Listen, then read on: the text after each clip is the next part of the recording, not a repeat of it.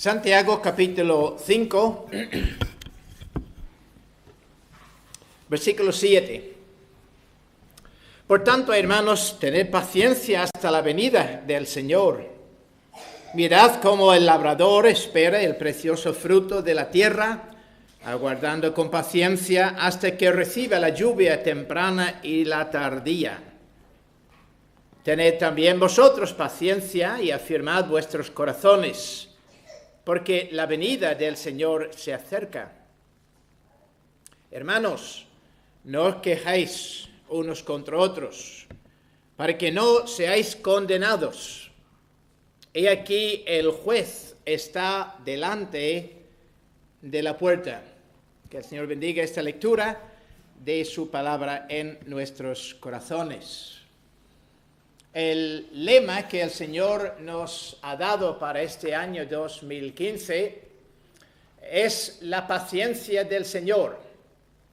Y para que entendamos lo que significa, podemos decir la paciencia del Señor en la vida de su pueblo. ¿Esto qué significa? Pues significa que el Señor, por medio de la paciencia que Él nos da, nos capacita para poder encontrarnos con todas las pruebas, con todas las dificultades que en su providencia puede mandar en este año o cualquier día de nuestras vidas. En ese sentido, sabemos que el año 2015 no será diferente del año pasado y por eso todos los años atrás, en el sentido de que hay pruebas, hay dificultades que son comunes para todos los años, por no mencionar las pruebas que podrían ser particulares con respecto a este año. No obstante, como pueblo del Señor, podemos estar animados. No importa las aflicciones que nos esperan o quizás lo que estamos pasando en este mismo momento.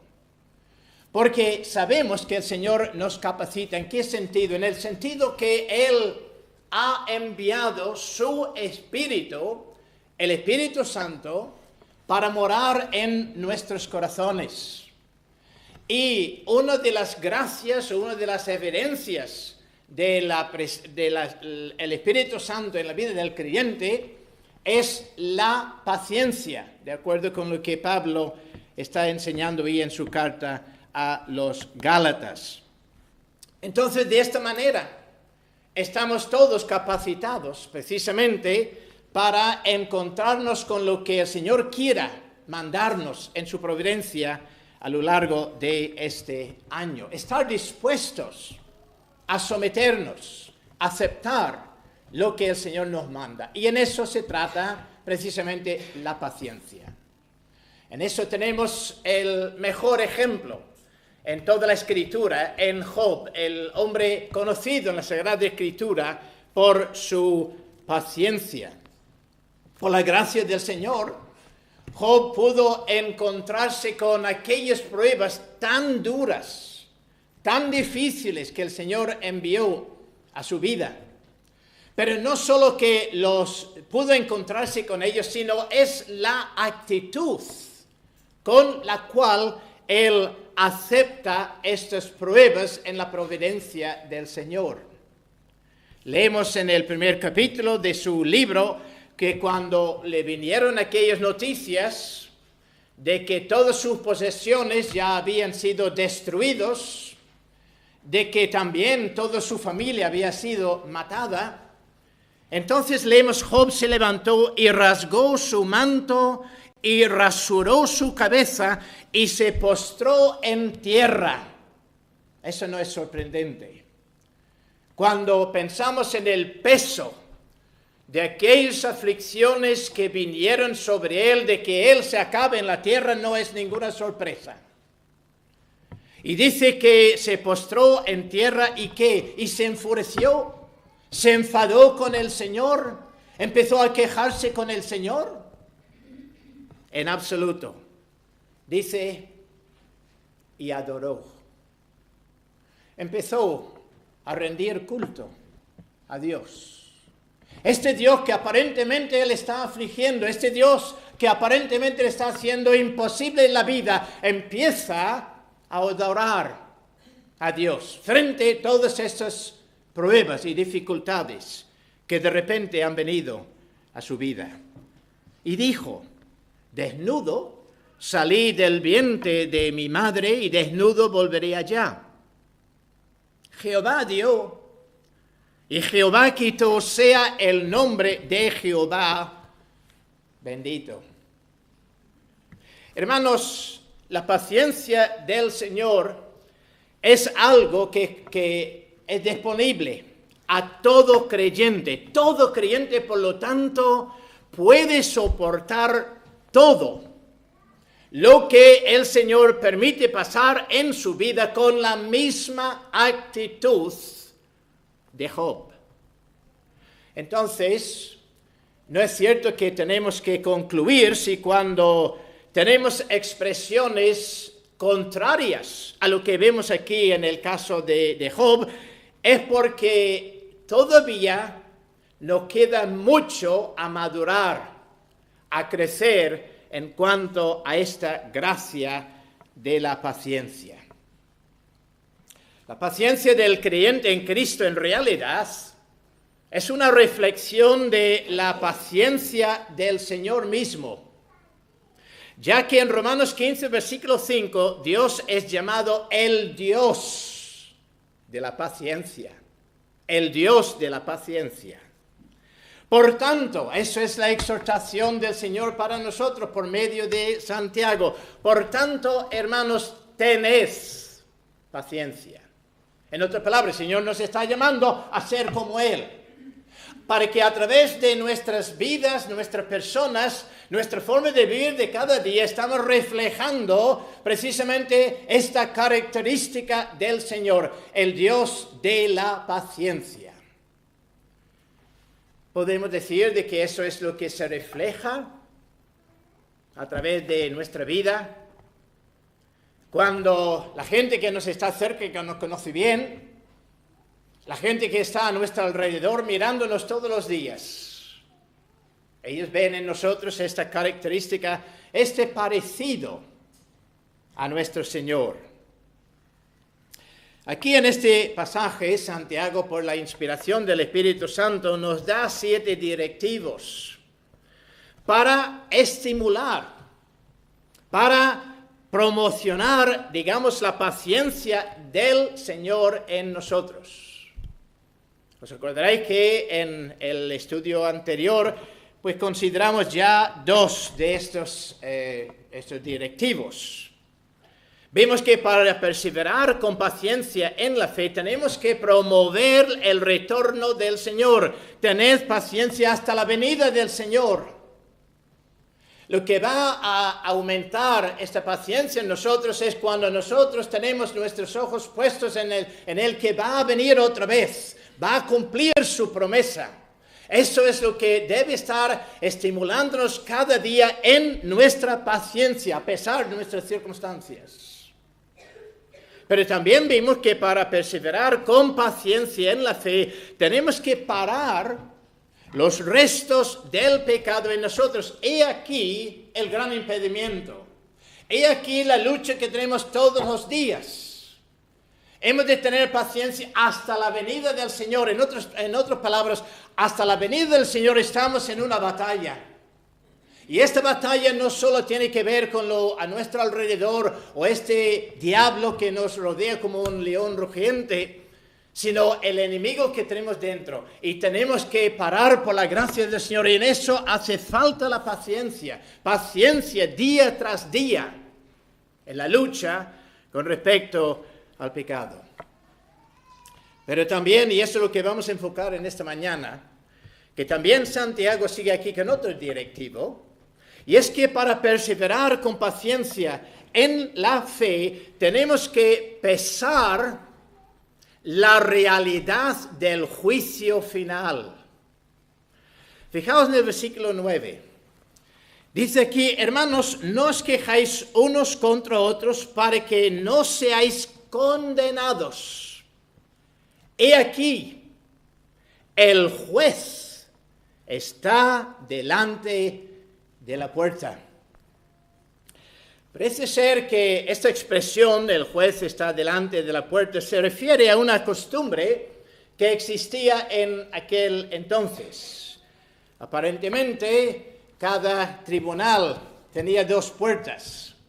Y la costumbre era que cuando vino el juez para sentar sobre su tribunal, pues él mismo entró empujando y abriendo esas 2 puertas para sentar y para juzgar.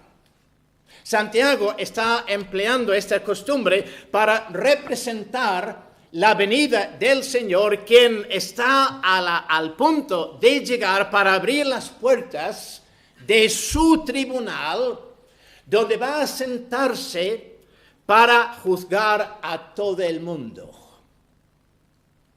Cuando digo todo el mundo, no solo está enfocando, como muchas veces pensamos, aquellos que están sin Cristo, aquellos que son enemigos de Cristo. Lógicamente, ellos van a ser juzgados, sino lo que está contemplando aquí es un juicio delante del cual, el tribunal delante del cual todo ser humano, creyente y no creyente, va a estar presente. Posiblemente alguien está pensando, ¿pero qué clase de ánimo es esto en cuanto a la paciencia para perseverar, si es que al final estamos perseverando para ser juzgados, para tener que aparecer delante de este tribunal? ¿Qué ánimo hay entonces en este argumento de Santiago? Bueno, pues en primer lugar, para el que no es creyente, hay un gran ánimo, un gran estímulo para que él se enfrente con esta realidad. Sí, que dice la Escritura que está dado para todo hombre morir y después el juicio.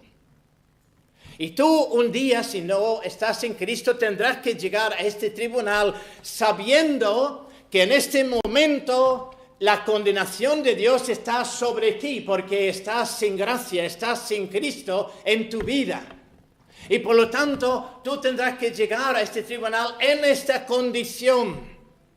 Y si llegas al tribunal en esa condición, vas a escuchar aquellas palabras que Cristo ya ha pronunciado. Apartaos de mí, hacedores de maldad, nunca os conocí. Y eso es lo que debes estar contemplando en esta mañana, en esta realidad, que un día tú tendrás que aparecer delante de este tribunal del Señor y dar respuestas, responder por toda tu vida, por cada vez que tú has rechazado a Cristo ofrecido gratuitamente en el Evangelio. Sin embargo, si estás refugiado en Cristo, y eso es el mensaje glorioso del Evangelio, en eso está precisamente el ánimo de esta doctrina del tribunal final, del juicio final, de que no tiene que llegar a este juicio no preparado, sino preparado. Preparado precisamente cuando vienes a darte cuenta de tu miseria, de tu pecado, darte cuenta de que hay una provisión ya hecha para todo pecador que quiere, cuando viene confesando su pecado, arrepentido de su pecado, creyendo, descansando en los méritos de Cristo. Y cuando esto ocurre, pues sabemos de que no habrá ninguna condenación, porque la Escritura nos dice claramente en Romanos, el capítulo 8, versículo 1, ahora pues ninguna condenación hay para los que están en Cristo Jesús, los que no andan conforme a la carne, sino conforme al Espíritu. Por otro lado, el caso del creyente en Cristo es bien diferente. Precisamente por lo que hemos leído en ese versículo anteriormente en Romanos 8, versículo 1. No hay ninguna condenación. ¿Por qué no hay ninguna condenación? Pues precisamente porque el creyente está refugiado en el Señor Jesucristo. Entonces, ¿qué sentido, en la luz de esto, qué sentido tiene esta exhortación de Santiago en cuanto a este juicio final? Si por un lado la Escritura dice no hay ninguna condenación, no puede haber ninguna condenación, ¿qué sentido tiene estar aquí hablándonos de un juicio, de un tribunal que está todavía delante del cual tenemos que estar todos? ¿Qué sentido tiene esto en la luz de lo que estamos enfocando aquí, la paciencia del Señor?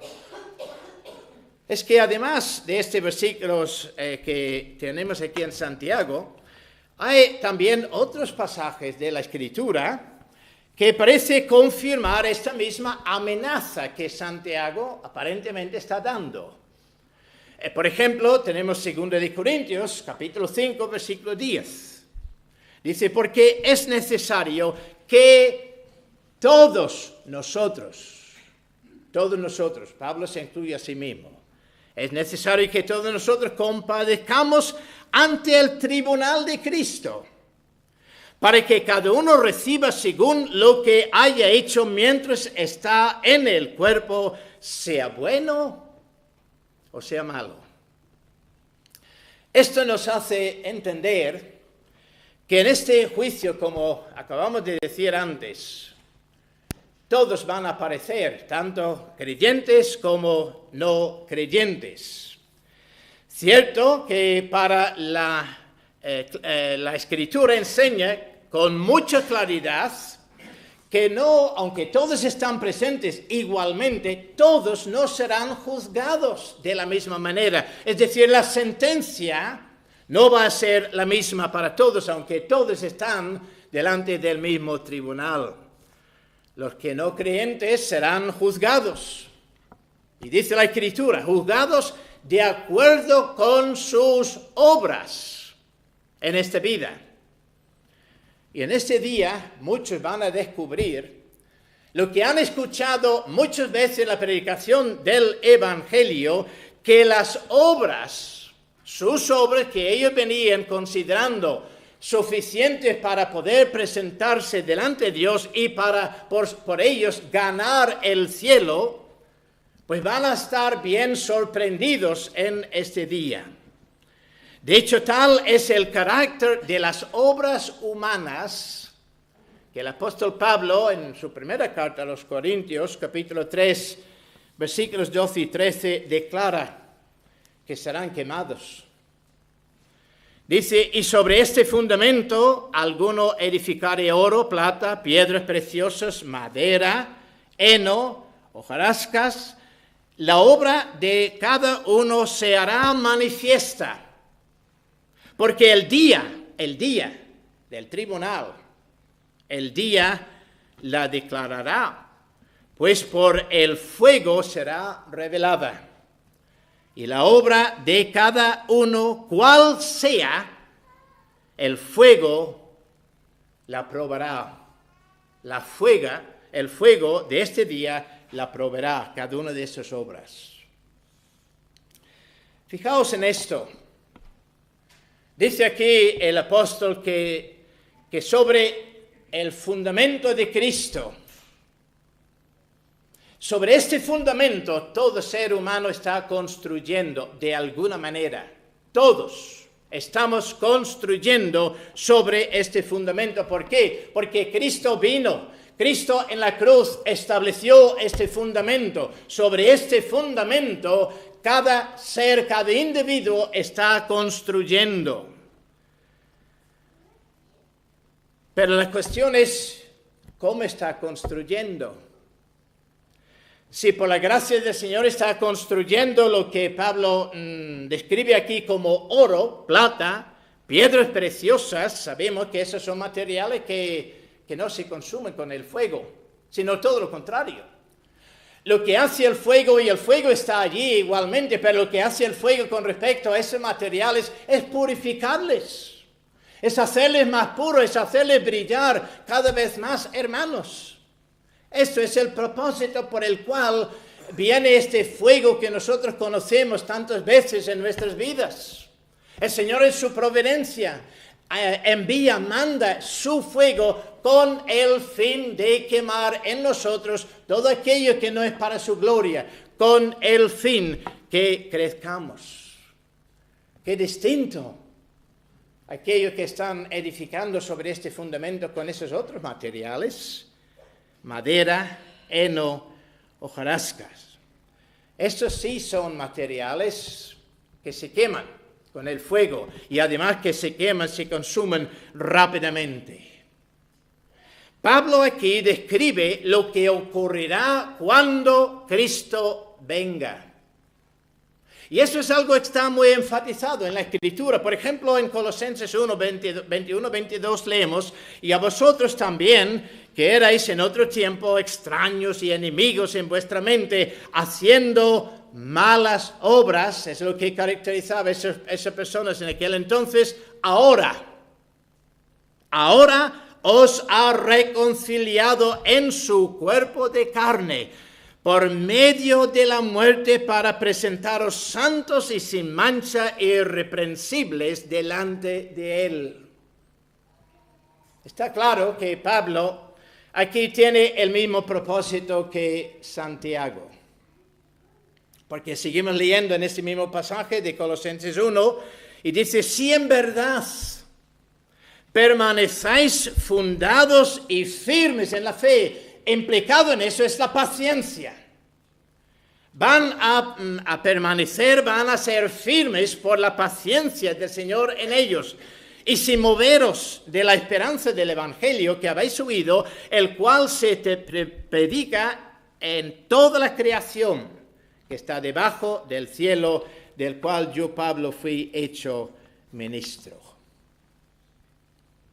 Esto, en una palabra, es la paciencia del Señor en la vida del creyente.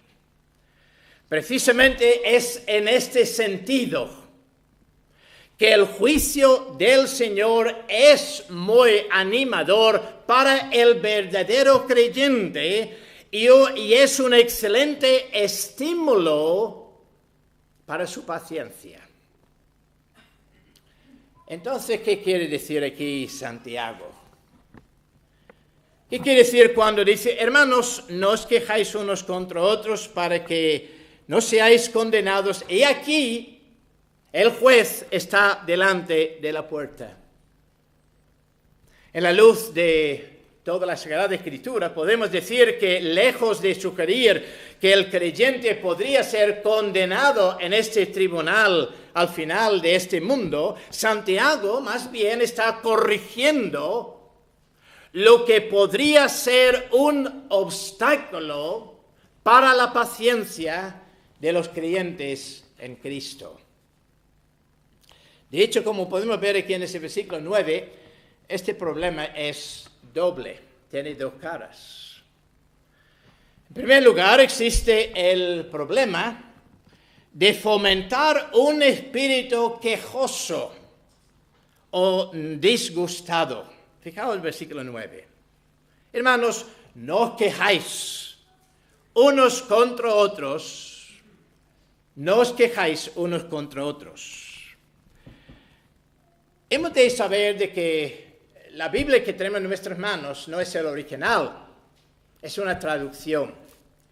Y algunas veces, y ese es uno de esos casos, pues que la palabra que está traducida, la palabra quejarse, no es la más adecuada, porque aquí realmente la palabra en el original podría ser traducido con la palabra gemir, o lamentar, o gruñir. De hecho, esta idea está mucho más de acuerdo con el contexto.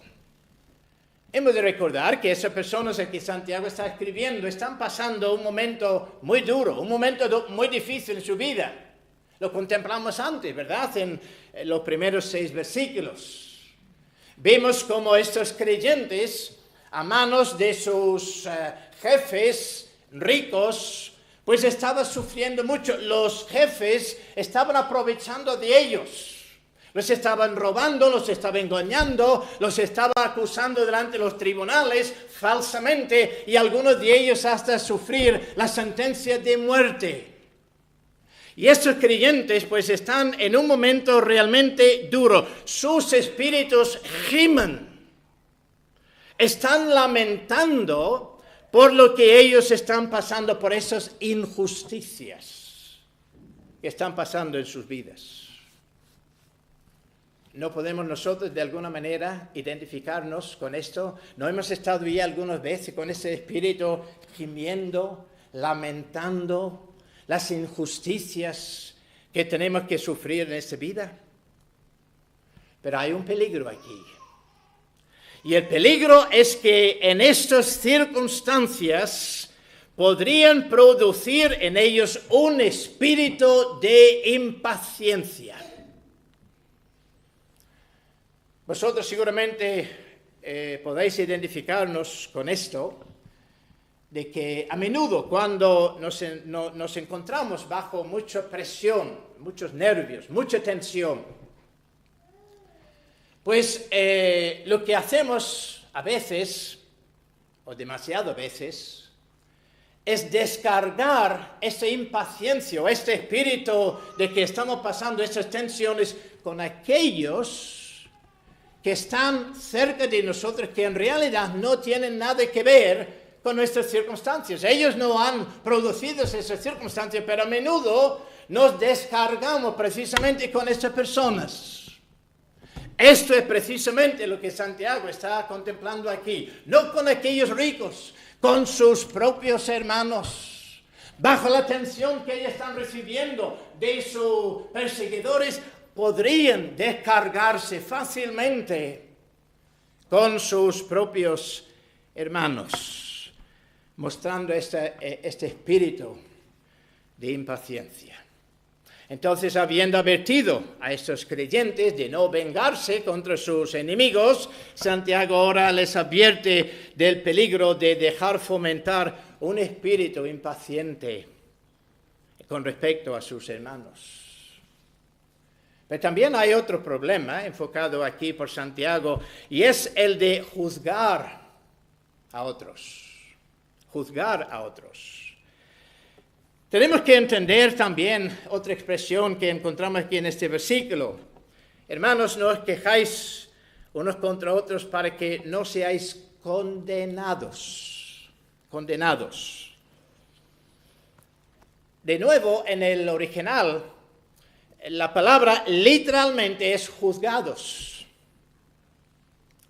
De hecho, es la misma palabra que nuestro Señor Jesucristo usa en Mateo 7, versículo 1, cuando dice, no juzgáis.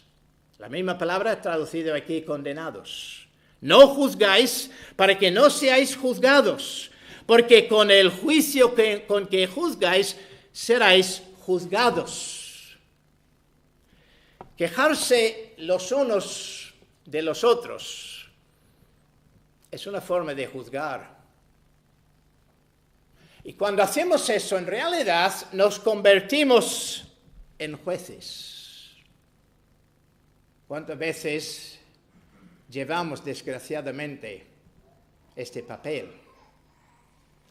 Pero hemos de saber, basándonos en esas palabras de nuestro Señor, que con el juicio con que juzgamos, seremos juzgados y juzgados por el Señor. Y como he dicho, pues esto es algo que muchas veces hemos caído muchas veces en este mismo error. Pero hermanos, esto no quiere decir que por lo tanto vamos a ser condenados en el infierno. Vamos a imaginar que justamente antes de venir la muerte que puede venir a sorprender a cualquiera en cualquier momento, y justamente antes de venir la muerte, pues este creyente ha estado con este espíritu de juzgar a todos los demás, va hacia la presencia del Señor, entonces será condenado. Por supuesto que no. Y es aquí donde el pasaje que citamos antes, 2 de Corintios 5:10, nos va a ayudar. Hemos leído en ese pasaje porque es necesario que todos nosotros comparezcamos ante el tribunal de Cristo para que cada uno reciba según lo que haya hecho mientras estaba en el cuerpo, sea bueno o sea malo. Es importante subrayar estas últimas palabras. Cada uno reciba según lo que haya hecho mientras estaba en el cuerpo, sea bueno o sea mala. Lo que está enfocado aquí es la recompensa. La recompensa por las obras malas, dice la Escritura, es la eterna condenación. Eso está subrayado también por nuestro Señor en Juan 5, versículo 29, cuando dice, mas a lo que hicieran lo malo saldrán a resurrección de condenación. Juicio, condenación, eterna separación de Dios a los que hicieron lo malo.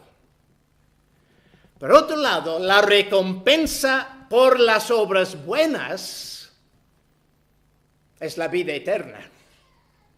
Y los que hicieron lo bueno saldrán a resurrección de vida.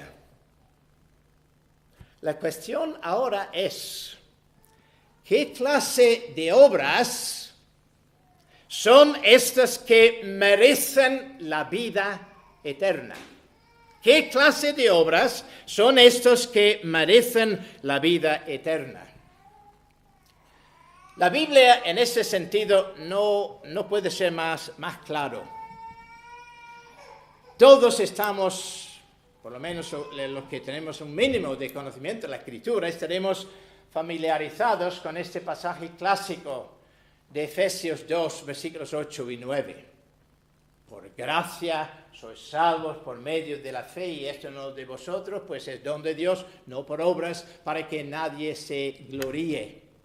¿Cuántos conocemos de memoria este pasaje de la Sagrada Escritura? Y se entiende que cuando está hablando de obras aquí, no por obras, está hablando de las obras humanas.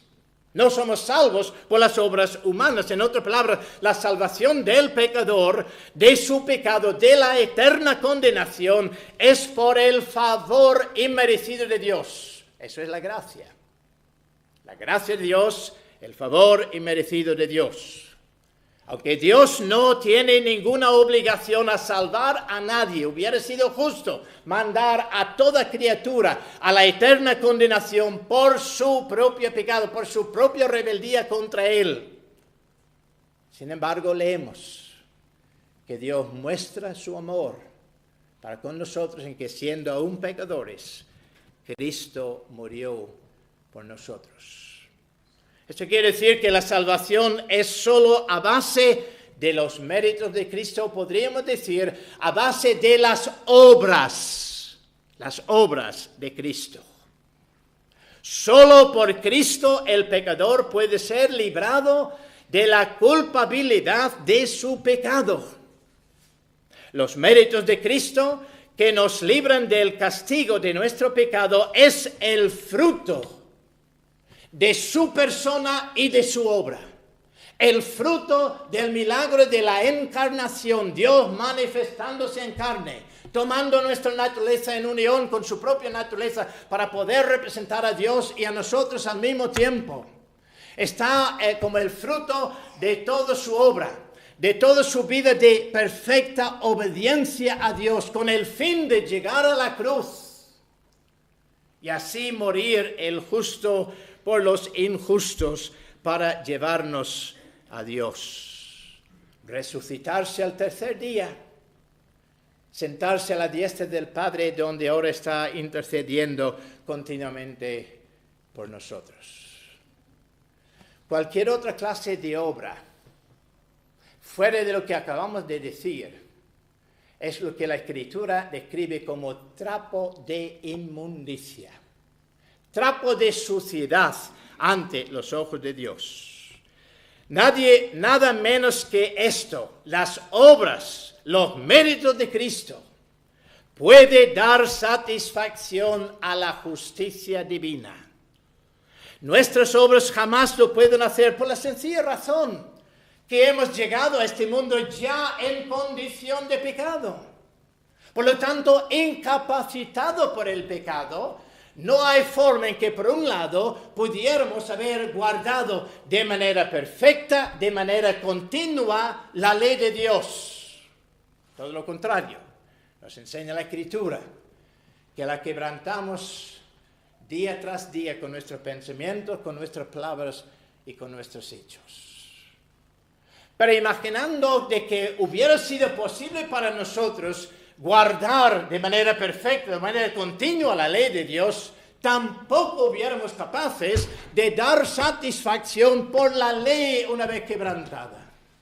No hay sacrificio que el ser humano puede dar, puede ofrecer a Dios para satisfacer su justicia, sino solo aquel que nos representó, nuestro fiador, el Señor Jesucristo. Por lo tanto, solo es por gracia, por su gracia, que el Señor nos justifica, declarándonos justos delante de Él, no culpándonos.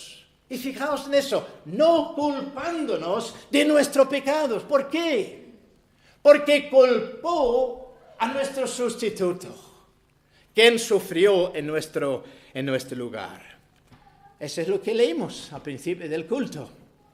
Salmo 32, bienaventurado aquel cuya transgresión ha sido perdonado y cubierto, expiado, propiciado su pecado. Bienaventurado el hombre a quien Jehová no culpa de iniquidad, habiendo puesto la culpa nuestra sobre el Señor Jesucristo.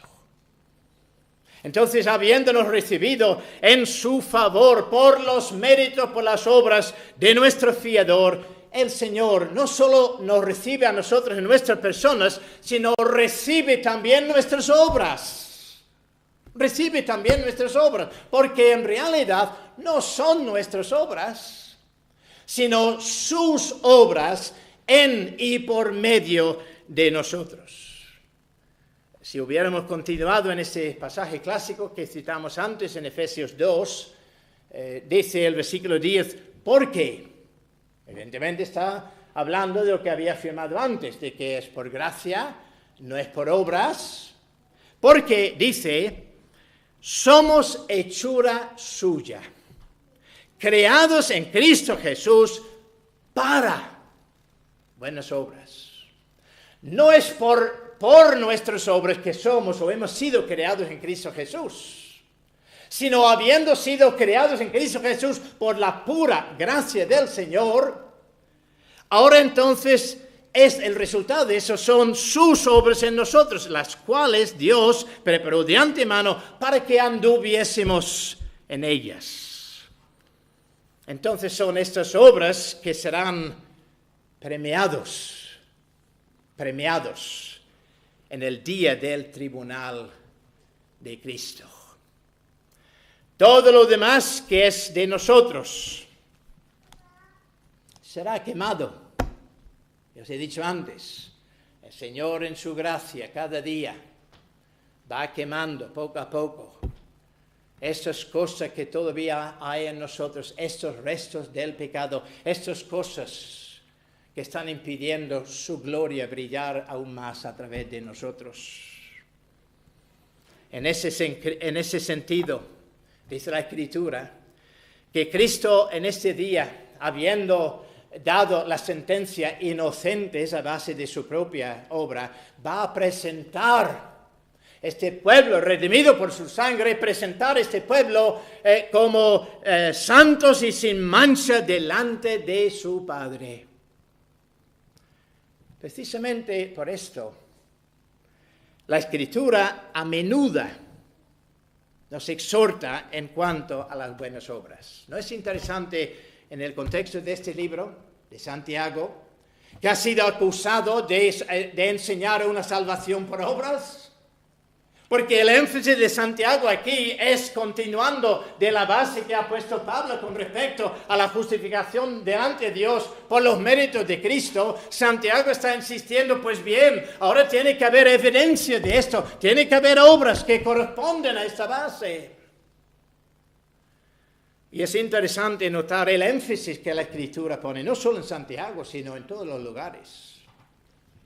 Os desafío a leer, por ejemplo, las 2 cartas de Pablo a Timoteo, su carta a Tito, y subrayad, lo he hecho, subrayad todas las veces que él hace referencia a las buenas obras, a la necesidad de las buenas obras. No para ganar la salvación, sino para dar evidencia de esa salvación en nuestras vidas. Este, hermanos, es otro aspecto de la base de nuestra paciencia.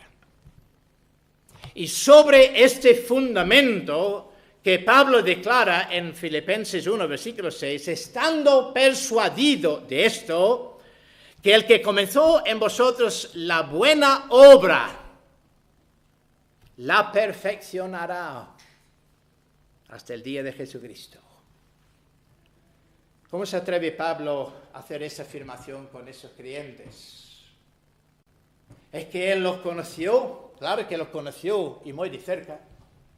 Es que él está pensando de aquí, se trata de personas muy especiales, personas que tienen una fuerte resolución de voluntad, que son capaces de que habiendo empezado la gracia de Dios en ellos son capaces de seguir con paciencia en esta lucha, en absoluto.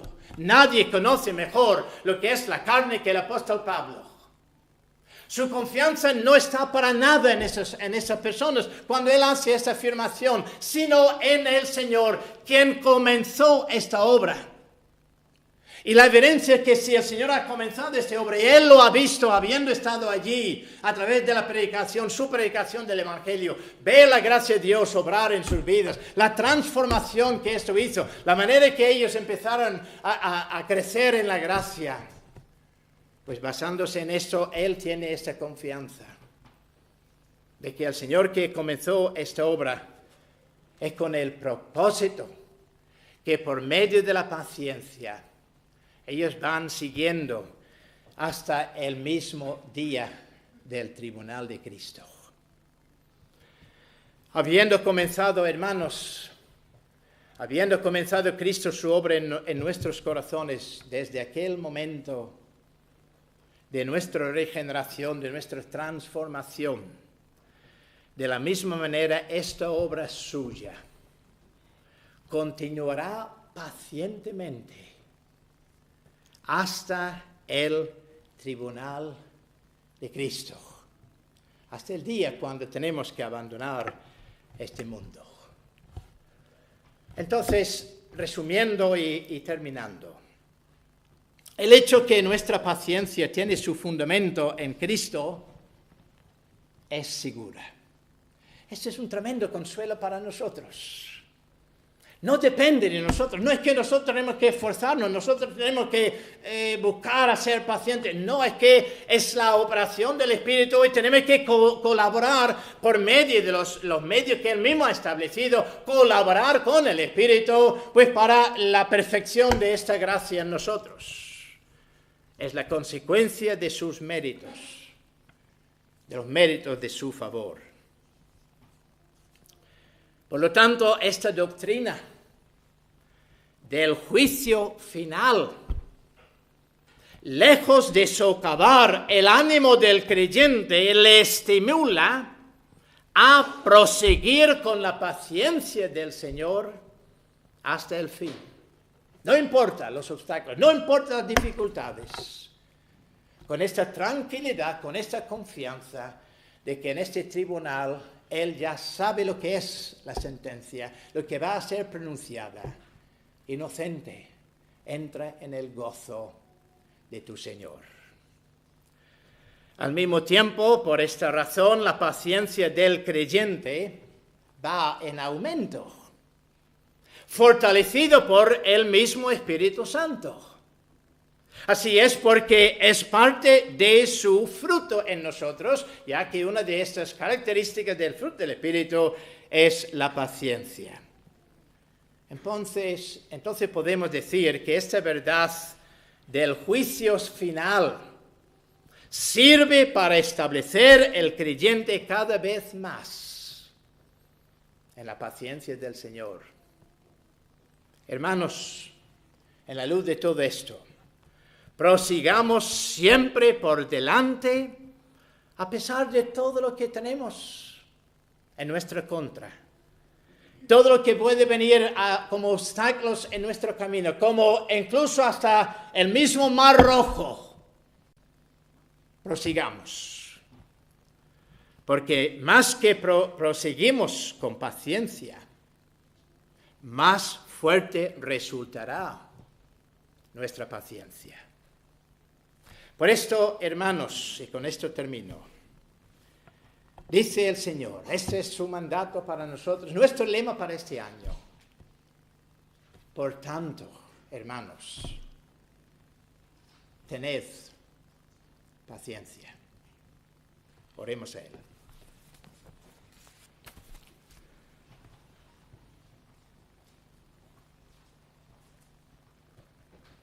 Te damos, Señor, las gracias por tu palabra, por tu presencia con nosotros.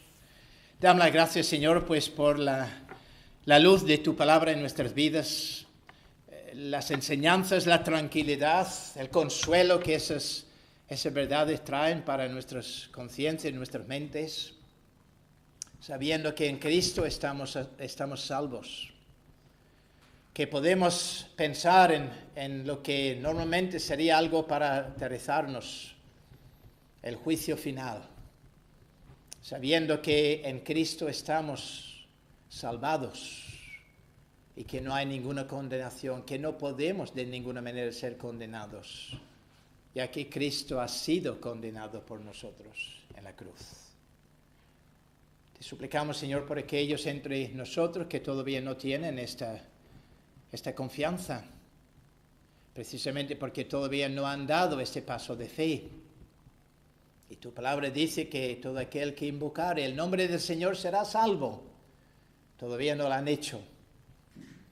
Y te rogamos, Señor, que este sea el día, este sea el momento, cuando estos corazones empiezan a clamar para recibir el perdón de Dios y ser salvos por Cristo.